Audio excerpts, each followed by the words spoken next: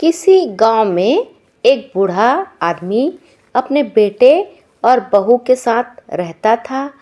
परिवार सुखी और संपन्न था। किसी तरह की कोई परेशानी नहीं थी। बूढ़ा बाप, जो किसी समय अच्छा खासा नौजवान था, आज बुढ़ापे से हार गया था। चलते समय लड़खड़ाता, लाठी की जरूरत पड़ने लगी। चेहरा झुर्रियों से भर चुका था। बस अपना जीवन किसी तरह व्यतीत कर रहा था। घर में एक चीज अच्छी थी कि शाम को खाना खाते समय पूरा परिवार एक साथ टेबल पर बैठकर खाना खाता था।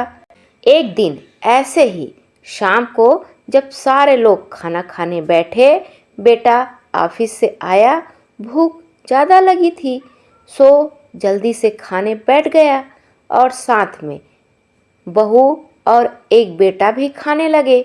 बूढ़े हाथ जैसे ही थाली उठाने को हुए, थाली हाथ से छिटक गई। थोड़ी दाल टेबल पर गिर गई। बहू बेटे ने घृणा दृष्टि से पिता की ओर देखा और फिर से अपना खाना खाने लग गए। बूढ़े पिता ने जैसे ही अपने हिलते हाथों से खाना खाना शुरू किया, तो खाना कभी कपड़ों पे गिरता, कभी जमीन पर। बहू चिढ़ते हुए कहा, हे राम, कितनी गंदी तरीके से खाते हैं।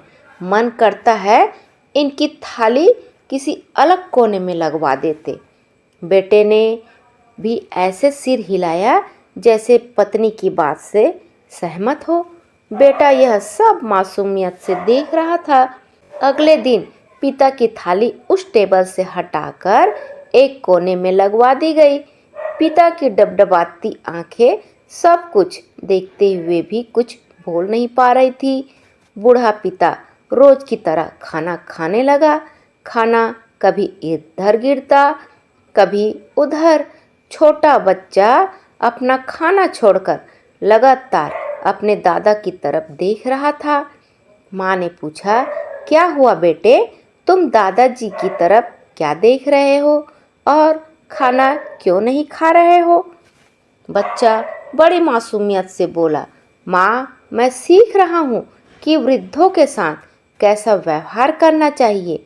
जब मैं बड़ा हो जाऊँगा और आप लोग बूढ़े हो जाओगे, तो मैं भी आपको इसी तरह कोने में खाना खिलाया करूँगा। बच्चे के मुंह से ऐसा सुनते ही बेटे और बहू दोनों कांप उठे। शायद बच्चे की बात उनके मासूम मन में बैठ गई थी, क्योंकि बच्चा ने मासूमियत के साथ एक बहुत बड़ा सबक दोनों लोगों को दिया था। बेटे ने जल्दी से आगे बढ़कर पिता को उठाया और वापस टेबल पे खाने के लिए बिठाया, और बहू भी भागकर पानी का गिलास लेकर आई कि पिताजी को कोई तकलीफ ना हो।